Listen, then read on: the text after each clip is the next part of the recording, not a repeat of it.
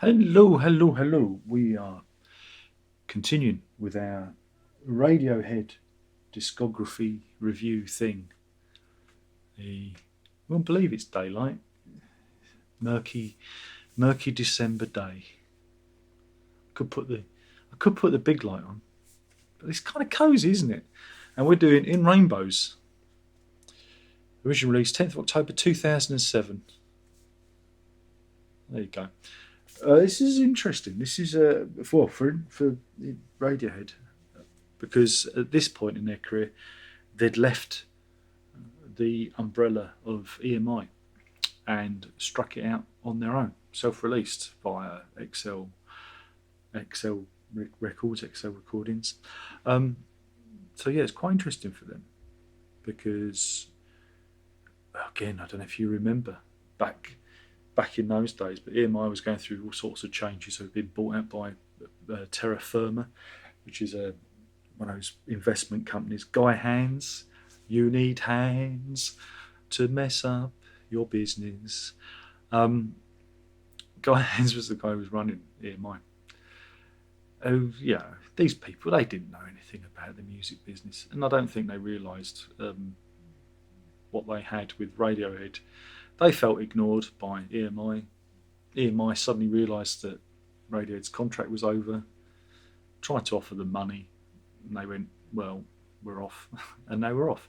And like I say, this was released independently. And again, if you throw your minds back, can you throw your minds back to 2007? I can barely remember what happened last Tuesday. But I remember they did this. It got a bit of flack at the time. Well, some people celebrated, but some, like kind of media people, didn't like it. But they did a pay-as-you-want scheme, so you could go along. I did this, and it was a download. I can't remember how much I paid. It was probably a fiver because it's a download. I wasn't going to pay a tenner for a download. Pay a tenner for a CD. Probably paid a fiver for it. But then I got the vinyl, so they got their money back. They always got their money back. Um, so yeah, 2007 October. I'm just trying to remember. Very been born. I was working doing the shop, and I quite enjoyed this one.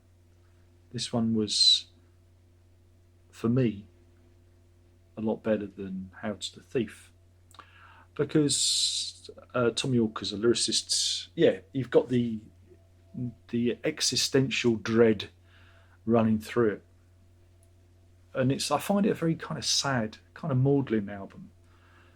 Things that are lost or could be lost, or things that are. I'm just talking broad terms here.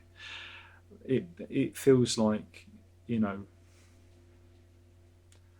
we know that Radiohead like doing misery and woe, but this is a different kind of. I like this kind of misery and woe, and so yeah, they've knocked the political commentary on the head, and they've gone back to writing about common themes, human themes, and that's very much the album. It's loved, unrequited love, love lost, life, not going as you think. It's all sorts of themes running through it. But yeah, there's this sense of dread. There's this sense of oh my god, running through the record. Maudlin. It's a 2 in the morning. You've had too much to drink and you're feeling sorry for yourself kind of album. It's not a happy one. No, it's not a happy one. So yeah, starts with 15 step, which is kind of a bit of a juddery electronica kind of krautrocky type thing. Um, it's all right. It's all right, isn't it? It's all right. I mean, I just want to talk about the two tracks that I really like on this, because there's two tracks on it that I really love. And again, this is the thing about Radiohead is I'm either I really love like one or two songs off of an album, and there's very few of their albums that I really with the bar exception of like OK Computer, possibly the Bends that I think are really kind of complete. Kid A as well, maybe. Yeah. But after that, I'm like one or two tracks on the records I really dig, and this is the one. look, the records, I like it. It feels very kind of homespun. It feels very intimate. It feels like they're playing in your room. It's very close. It's very, hey, I know how to illustrate things. It's like that. It's like in terms of the way it's been produced and the way it's recorded. It feels a very intimate record, and I like that. And yeah, I mean, you know, you got the Radiohead tropes and their use of sound tones. It's very familiar. There's nothing here that's going to make you go, "Wow, they've turned a corner" or whatnot. I mean, the 15 step is a bit of a weird opener. I think it can catch you a bit off, but you know, as an album, it's 42 minutes 39 long. That is good. Doesn't outstay its welcome. It's got a good pace to it. I like I like how it moves. I just like how it moves and how it feels.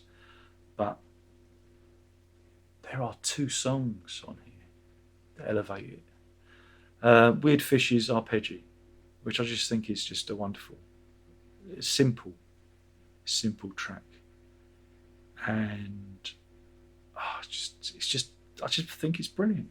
I think it's brilliant. And then if you flip over the B side, House of Cards, which is again another simple tune. And again, it's the tunes, it's the melodies that I think are strong. And House of Cards, I just think is probably the best song I ever recorded. And one day I'm going to cover it. It's up there for one of my bad cover versions. I just think it's achingly beautiful. It's and again, it's that thing of things breaking down, fracturing. You want to hold everything together. Again, I think it kind of feeds into what I was about to experience the next year with what happened in my life, and so I think because I was listening to this then, and it's that trying to stop the world falling in on you. I think that's probably why it resonates with me. The same way, around the same time, you had Porcupine Tree's The Incident album, which again I really enjoy. Which you probably think that's weird because I'm not a big fan, but again, the themes of that kind of chimed in with my life at that point. So it's funny how music works like that. But those two tracks alone make this a must-have. It's just when you got material as strong as that, and that's not to say that the rest of the album isn't good, but it's just those two that really, really work for me. And what you want to do is at the same time as this, the band released a thing called In the Basement. I think you can watch it all now on YouTube, but back in the day, I paid for it. I actually paid for the download, and it was on iTunes. It's a video. It's them playing In the Basement. I think In the Basement series is a series of do other bands do it, but they did their one, and then they played the whole album. And it's really good. It's really, really good. And I think again that's why I like this record. Because I watched that a lot as well. The two of them chime in together. Obviously, they would because it's um, both things. There was a disc too, but I don't think I've heard it. Funny enough, it's probably out there that came out in 2009, but I may have just. Yeah, you can get it on streaming and digital services. I've not checked it out for this review because it's never been part of my experience. So I thought I wouldn't bother with it. Maybe I'll listen to it after this and do it as a separate entity. But my experience of this album is, of course, the album and the In the Basement performance, which I think is really, really cool.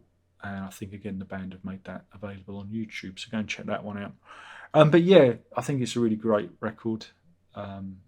It's again you can hear, what they did on Kid A and their previous material, kind of again reformatting itself, stripped back approach, a bit more immediate, a bit more again human, dealing with those human themes.